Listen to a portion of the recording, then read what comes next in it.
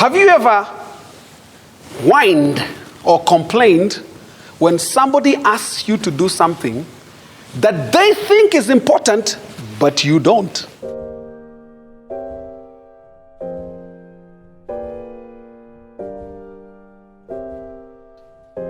Many times when we were younger, and I'm sure maybe your children do this, we never liked eating vegetables. I mean, just give me meat, give me sausages, I'll be fine. But mom would insist that eat vegetables for they are good for you.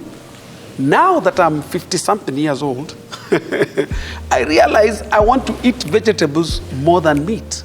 Now, obviously, I felt like it was not so delightful when I was younger to do or eat those things. But now I realize that they are necessary.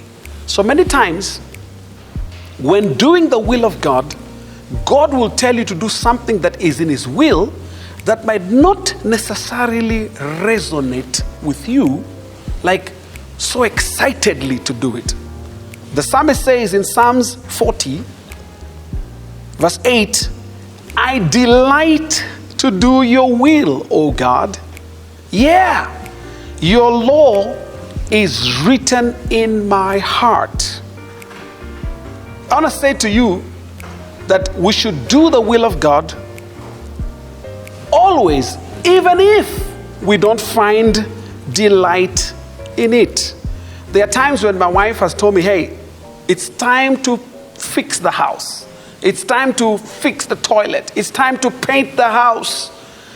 And everything within me doesn't feel like doing it. But after doing it, I find delight in the result that come out of it. So we should do the will of God even if it doesn't bring delight.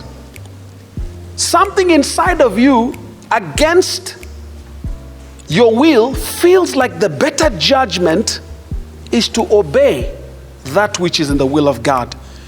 And as you begin the process of obedience in that will of God, then you find delight. Secondly, we must do the will of God out of a sense of duty and command. Yes, God commands us to do His will. Remember, when Jesus went to the cross, just before He went to the cross at the Garden of Gethsemane, He prayed that let this cup be removed from me, but not my will, but your will be done. At that point in time, He submitted out of His own will and duty to mankind to obey the will of God.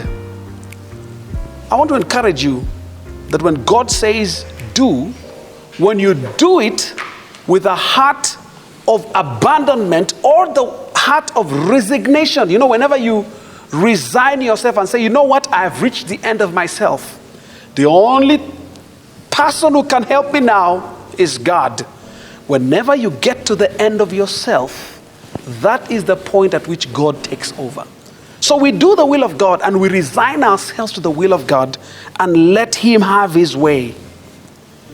Finally, whenever you do the will of God, you must do it with an honest heart. You must do it with a honest trust that as you walk in that will, all things will indeed work together for good. I don't know about you, but if you know anyone who's ever served in the military or been a soldier, they will tell you the truth that sometimes in the heat of the battle, in the midst of the battle, sometimes you question yourself, why am I even here? What am I doing here? Why should I not be at home with my family? I've asked myself that even in the call of God. Many times you're in the heat of the moment as you serve the Lord and things are difficult and you're having to press through some issues. And many times you question and say, why am I even here? And that's being honest, but when you decide that I will remain faithful, serving in the will of God, then you will reap a reward. The Bible says, do not grow weary in doing well. That means let's not grow weary in obeying the will of God. As we press through in His will, we'll begin to find delight in His law.